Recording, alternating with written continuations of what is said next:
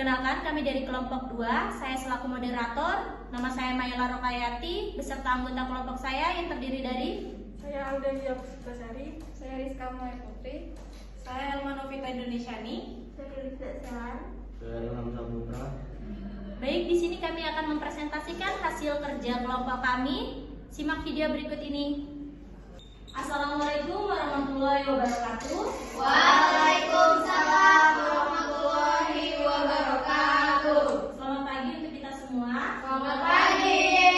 Baik, di sini kami dari kelompok 2 akan mempresentasikan hasil kerja kelompok kami mengenai kompetensi di mata kuliah Manajemen Kinerja Strategik dan Operasional. Selanjutnya, untuk mempersingkat waktu, kita langsung saja ke pemateri kepada saudari Elma Novita Indonesiani. Dipersilakan. Oke, materi yang akan saya sampaikan mengenai kompetensi. Jadi sebelum kita melangkah mengenai apa-apa saja yang ada dalam kompetensi, penting untuk kita tahu apa kompetensi itu sendiri. Jadi kompetensi adalah sebuah gambaran mengenai kesanggupan dalam melaksanakan bermacam-macam tugas dalam suatu pekerjaan tertentu. Nah, kompetensi ini bisa dibilang sebagai sebuah kombinasi dari pengetahuan, keterampilan, perilaku yang dimana digunakan untuk meningkatkan sebuah kinerja atau keadaan dari kualitas yang memadai atau sangat berkualitasnya pekerjaan dalam mempunyai kemampuan untuk menampilkan peran tertentu.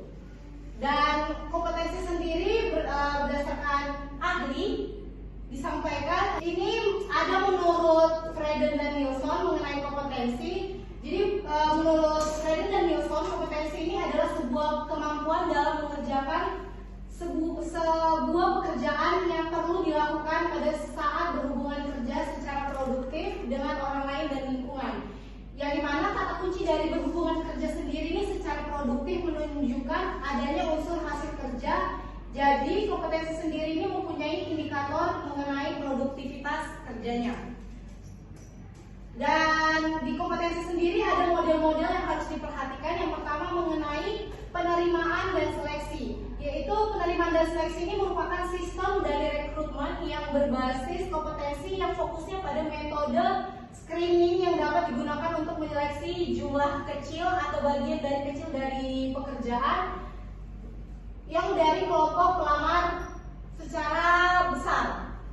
Yang kedua mengenai penempatan dan perencanaan dari suksesi. Penempatan berbasis kompetensi dan sistem perencanaan suksesi ini berfokus pada usaha mengidentifikasi calon terbaik dari sebuah pekerjaan yang bernilai tambah dan penting bagi pemberian organisasi. Yang ketiga ada mengenai pengembangan karir.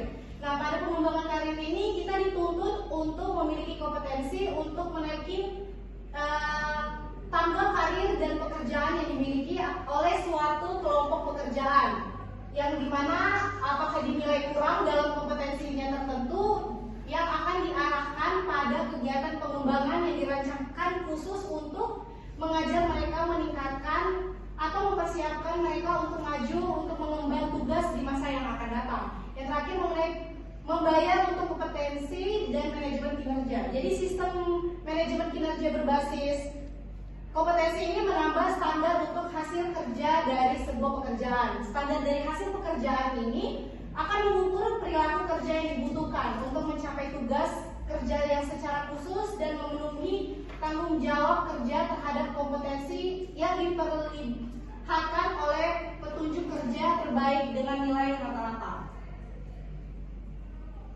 Nah, ini adalah tipe-tipe dari kompetensi. Yang pertama mengenai intelektual. Jadi intelektual ini adalah sebuah pengetahuan yang ada dalam diri kita sendiri, kemampuan yang kita miliki, yang dimana hal ini akan menunjang pekerjaan kita. Kemudian mengenai fisik, kita bekerja pasti bukan cuma tentang pengetahuan yang kita punya, tetapi dengan fisik juga. Karena kalau misalkan kita sakit-sakitan, kita lemah, kita nggak punya fisik yang kuat, maka pekerjaan juga akan terhambat. Makanya kemampuan fisik ini diperlukan untuk melaksanakan tugas. Kemudian untuk pribadi sendiri, jadi untuk pribadi ini merupakan perilaku yang dengan individu dalam mewujudkan diri, transformasi diri dan identitas diri mengenai pemahaman diri, yang dimana bagaimana cara orang melihat kita mengenai sebuah pekerjaan yang kita kerjakan. Kemudian mengenai sosial, yaitu perilaku tertentu yang merupakan dasar dari pemahaman diri sebagai bagian yang tidak terpisahkan di lingkungan sosial, yang dimana di dalam pekerjaan pasti kita akan bersosial dengan pekerja lain. Jadi kita harus bagaimana cara kita untuk menempatkan diri dalam sebuah pekerjaan. Yang terakhir mengenai spiritual, yaitu mengenai pemahaman kita mengenai agama dan kepercayaan kita agar pekerjaan yang kita lakukan ini boleh sesuai dengan kepercayaan kita, seperti itu. Kemudian untuk kategori dari kompetensi itu sendiri, yang pertama ada traits, yang dimana hal ini tuh berhubungan dengan ciri, sifat dan karakter seseorang mengenai pengembangan pribadinya, yang dimana apakah kita ini bekerja, karakter kita seperti apa, apakah kita ini orangnya sangat perfeksionis, apakah kita ini orang yang maksudnya bekerja ini santai. Nah, itu kita harus mengenal diri kita ini tipe orang yang bekerja seperti apa. Kemudian untuk mengenai self image, ini adalah citra diri. Bagaimana cara orang melihat kita ini orang menganggap kita dalam sebuah pekerjaan itu seperti apa? Apakah kita, misalkan kita ini adalah seorang pemimpin, apakah kita ingin dinilai karyawan kita sebagai pemimpin yang antagonis mungkin, pemimpin yang dermawan atau yang seperti apa? Itu adalah cara bagaimana orang melihat diri kita dalam sebuah pekerjaan. Kemudian mengenai skill, dalam bekerja kita butuh sekali skill, karena kalau misalkan kita bekerja tanpa mempunyai kemampuan, maka kita ini akan tergeser dengan orang-orang yang memiliki skill dan pengetahuan. Pengetahuan itu nggak cukup, jadi dalam bekerja teori saja, walaupun kita kuat dalam teori, kalau misalkan kita tidak punya kemampuan yang dimana kita memiliki skill itu kuat dalam pekerjaan tertentu, maka kita akan terkalahkan oleh orang-orang yang memiliki kemampuan dan pengetahuan tersebut. Oke, next. Bagaimana tingkat kompetensi? Jadi kriteria dari capaian kompetensi ini bersifat generik, yang dimana harus dipenuhi oleh setiap orang dalam rangka mencapai standar kompetensi yang ada. Yang artinya capaian ini adalah kemampuan seseorang dalam suatu keterampilan tertentu. Nah, mengenai manajemen sumber daya manusia berbasis kompetensi, kita harus tahu dulu apa itu manajemen SDM yang berbasis kompetensi. Jadi SDM yang berbasis kompetensi ini adalah sebuah proses dari perencanaan, pengorganisasian, pelaksanaan dan pengendalian, yang dimana seluruh aktivitas sumber daya manusia ini akan didasarkan pada kompetensi karyawan tersebut.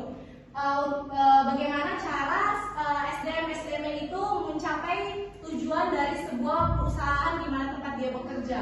Dan konsep dari manajemen sumber daya manusia berbasis kompetensi ini biasanya menawarkan sebuah pendekatan yang baru yang dapat menerjemahkan tuntutan dari kebutuhan kompetensi dari sebuah organisasi, sehingga dari fungsi manajemen yang ada, yang semulanya kita anggap sulit, menjadi lebih mudah dan praktis, seperti bagaimana cara menganalisis kebutuhan pelatihan, kemudian bagaimana cara kita merencanakan karir sebuah pegawai, bagaimana cara kita mengelompokkan jabatan-jabatan pegawai dan sebagainya. Dan hal ini semua ini akan disusun berdasarkan tingkat kebutuhan dari kompetensi dalam sebuah pekerjaan. Jadi manajemen SDM berbasis kompetensi ini adalah pengelolaan sumber daya manusia yang dimana seluruh prosesnya ini akan didasarkan pada informasi kebutuhan kompetensi dari suatu jabatan yang dan hal ini akan sangat mempengaruhi sebuah pekerjaan dan keberhasilan dari sebuah pekerjaan. Kemudian manajemen sumber daya manusia berbasis kompetensi ini pastinya akan memfasilitasi para pekerjanya dalam mengembangkan diri dan kemampuan melalui penyediaan alat sehingga mampu bekerja sesuai dengan yang diinginkan. Nah, yang pertama pastinya kita harus dimiliki untuk melakukan pekerjaan. Jadi kita harus tahu pekerjaan seperti apa yang kita inginkan, kompetensi yang kita miliki itu seperti apa, sehingga ketika kita melamar pekerjaan kita tahu kemampuan kita di mana dan kita bisa melakukan pekerjaan tersebut seperti apa. Kemudian apa saja yang harus dibawa oleh seorang pekerja dalam pekerjaannya. Yang pasti pengetahuan dan kemampuan, karena balik lagi yang tadi saya sampaikan bahwa memiliki pengetahuan saja tidak cukup, karena banyak orang yang udah pada saat proses pembelajaran mereka di perkuliahan mereka kuat dalam teori, tetapi ketika mereka diperhadapkan saat di lapangan di sebuah pekerjaan mereka tidak mampu mengaplikasikan pengetahuan yang dimiliki di dalam sebuah pekerjaan. Untuk itu penting kita memiliki skill, yaitu entah itu soft skill atau hard skill. Baik itu dalam segi komunikasi, mungkin dari segi pekerjaan dan sebagainya. Jadi perlu untuk ditanamkan dan dilatih yang namanya kemampuan dan pengetahuan. Nah, bagaimana kesenjangan yang ada dalam kebutuhan pembelajaran dan pengembangan? Pasti kita tahu di dalam sebuah pekerjaan akan terjadi yang namanya kesenjangan, baik itu dari segi usia, kemudian juga senioritas, karena kita tahu bahwa di dalam sebuah pekerjaan itu selalu ada yang namanya senioritas. Kita saja yang di dalam sebuah dunia pekerjaan kesehatan, kita ini mungkin bisa dikatakan sebagai pekerjaan yang sangat melihat menjunjung tinggi senioritas.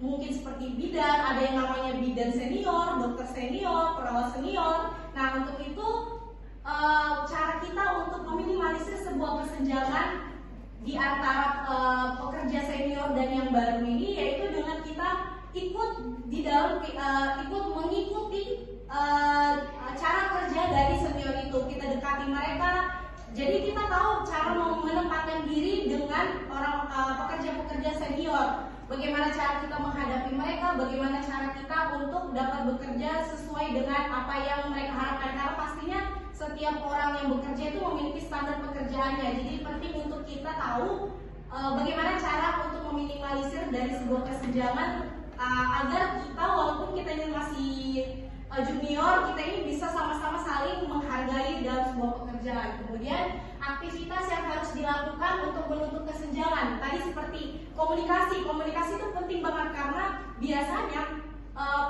ketika kita memiliki komunikasi yang kurang dengan satu yang lain, itu akan menimbulkan kesalahpahaman dan akan adanya perpecahan. Untuk itu komunikasi di antara pekerja satu dan pekerja yang lain itu sangat dibutuhkan untuk meminimalisir dan menghindarkan sebuah kesalahan-kesalahan dalam sebuah pekerjaan. Kemudian mengenai faktor apa yang mempengaruhi sebuah kompetensi, yaitu mengenai keyakinan dan nilai-nilai. Keyakinan dan nilai-nilai ini sudah kita bahas, mengenai nilai-nilai apa saja yang ada dalam diri kita dan nilai-nilai apa saja yang ingin kita perlihatkan untuk pekerjaan kita. Kemudian mengenai keterampilan tadi, yaitu mengenai keterampilan soft skill dan hard skill kita, pengetahuan dan kemampuan. Kemudian untuk pengalaman di dalam sebuah pekerjaan itu, sebuah perusahaan pasti akan melihat pengalaman seseorang untuk diterima di dalam perusahaannya. Tidak, walaupun orang yang fresh graduate tidak menutup kemungkinan untuk menerima sebuah pekerjaan, tetapi pasti dalam sebuah perusahaan akan melihat apa saja yang dia miliki, kemampuan apa saja yang dia miliki, dia pernah bekerja di mana. Karena perusahaan itu tidak ingin capek-capek untuk mengajarkan kembali dari nol untuk sebuah pekerjaan kepada karyawan. Makanya penting untuk kita memiliki pengalaman. Makanya sekarang banyak sekali organisasi-organisasi atau instansi yang menyediakan sebuah yang namanya pelatihan.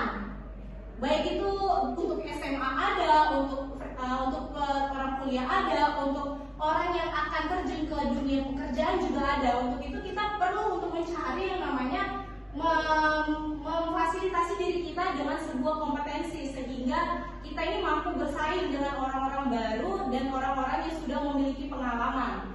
Kemudian untuk karakteristik dari sebuah kepribadian. Dari tadi nih, kepribadian kita ini seperti apa? Kemudian mengenai motivasi, kita ini dalam bekerja perlu banget untuk memotivasi diri kita. Kita ini ingin bekerja seperti apa? Kalau misalkan kita sendiri, kita ingin bekerja, karena kita tidak punya motivasi untuk mencari pekerjaan. Jadi pekerjaan yang kita impikan itu ya cuma angan-angan, karena kita tidak pernah berusaha untuk mencari pekerjaan tersebut karena motivasi kurang. Jadi motivasi itu bisa kita dapatkan baik dari dalam diri kita dan juga dari orang lain. Kemudian mengenai isu emosional emosional itu bagaimana cara kita menempatkan emosi-emosi kita. Apakah kita bisa meredam, apa kita tipe orang yang langsung biasanya kalau ada masalah langsung belak-belakan, apa diredam dulu atau ini langsung diselesaikan. Kemudian mengenai kemampuan intelektual ini penting, sama seperti bagaimana kita membahas tadi keterampilan. Kemudian mengenai budaya organisasi. Budaya organisasi di setiap perusahaan pasti berbeda-beda.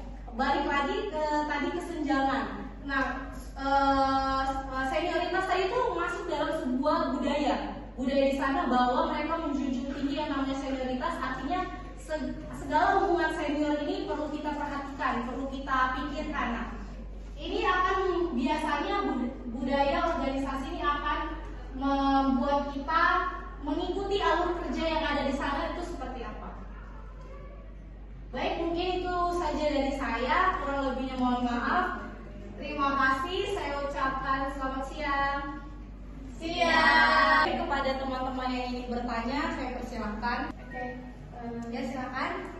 Perkenalkan, nama saya Jen Patricia, saya dari kelompok 1 berkaitan dengan materi kompetensi.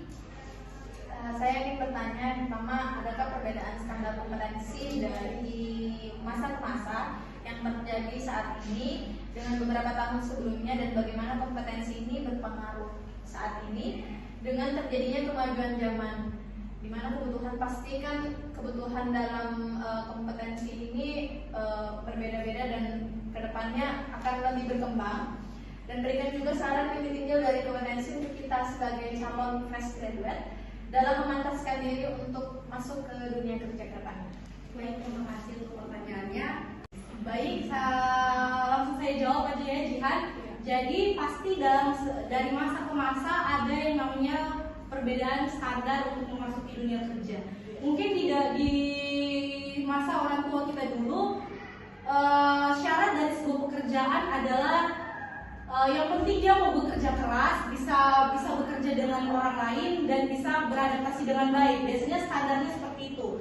Nah, di masa yang sekarang hal ini tuh masih dibutuhkan, hanya saja banyak penambahan dari standar-standar yang ada. Yang pertama mengenai kualifikasi pendidikan, kemampuan dan juga pengalaman. Karena di masa sekarang banyak sekali syarat-syarat dari sebuah pekerjaan itu ada minimal pengalaman berapa tahun di bidang ini. Nah, itu yang menjadi pembeda antara dulu dan sekarang. Kalau dulu orang kan tahu pekerjaan, mereka akan berkembang di dalam pekerjaan itu di saat mereka terjun ke dalam sebuah pekerjaan. Sedangkan sekarang karena kita sudah lebih maju, orang-orang itu mencari karyawan calon pegawai yang sudah memiliki kemampuan. Jadi tidak mentah-mentah diterima ke dalam sebuah perusahaan, karena kalau kita tidak memfasilitasi diri kita dengan sebuah kemampuan dan pengetahuan, kita ini akan kalah sama orang yang punya pengalaman. Misalkan kita ini fresh graduate, kita selama kita kuliah, kita cuma kuliah nih, kita tidak punya pengalaman di dalam sebuah organisasi, entah itu di masyarakat mungkin, di organisasi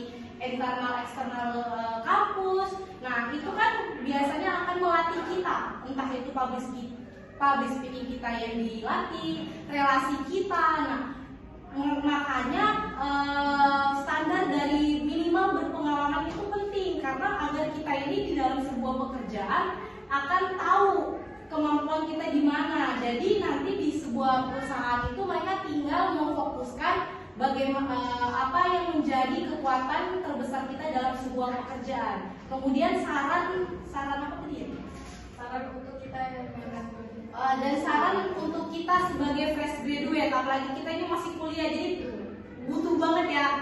Kalau buat saya sendiri karena saya masih kuliah, jadi berdasarkan pengalaman, mungkin yang kita perlu persiapkan yaitu pastinya pengetahuan tadi dan kemampuan. Sekarang tuh banyak sekali sudah pelatihan yang bersertifikasi, yang dimana kita bisa pilih yang sesuai dengan kemampuan, yang sesuai dengan minat bakat kita.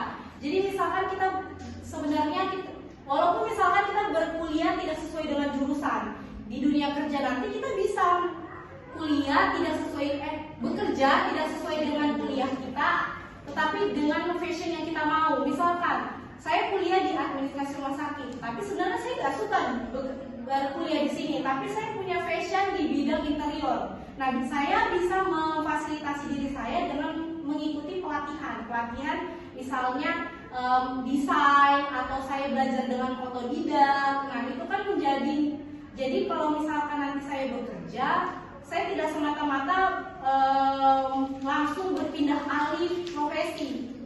Pastinya saya sudah memikirkan bahwa saya ini bisa kok mengerti mengenai desain. Jadi bisa kita memiliki kemampuan di sana. Nah, nanti kita tinggal cari pelatihan yang sesuai dengan yang kita mau. Jadi perlu dibekali dengan sebuah kemampuan. Jadi untuk orang-orang yang fresh graduate, biar kita bisa bersaing di dunia pekerjaan, pastinya kita harus sadar diri mengenai kemampuan kita.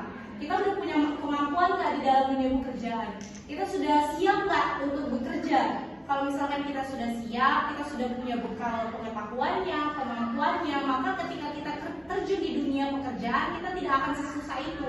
Tidak akan sesusah itu untuk beradaptasi dalam lingkungan pekerjaan kita, karena kita masuk dalam pekerjaan itu karena kita mau, kita suka dan kita mampu. Mungkin dari saya seperti itu. Bagaimana Jihan? Bisa diterima? Bisa. Baik, terima kasih Jihan untuk pertanyaannya. Semoga jawaban saya ini bisa diterima dengan baik. Mungkin sekian dari saya kembalikan ke moderator.